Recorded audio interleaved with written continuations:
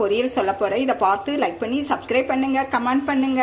வெறும் அது சூப்பரா இருக்குங்க. இடத்துல விளைஞ்ச பீர்க்கானுங்க. இது 3/4 ஸ்பூன் ஜீரகம், எங்க மாடி தொட்டில் விளைஞ்ச மிளகா 1, எல்லாத்தையும் தண்ணி விடாம குறைன்னு அரைச்சிக்கோங்க.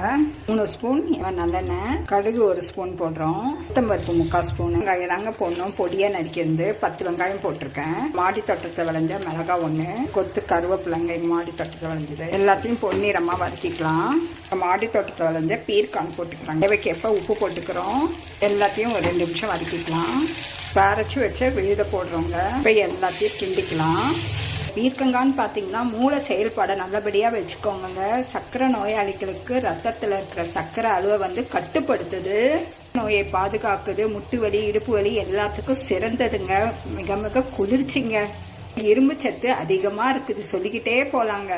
பார்வைக்கு ரொம்ப சிறந்ததுங்க. வெறும் அது சூப்பரா இருக்குங்க.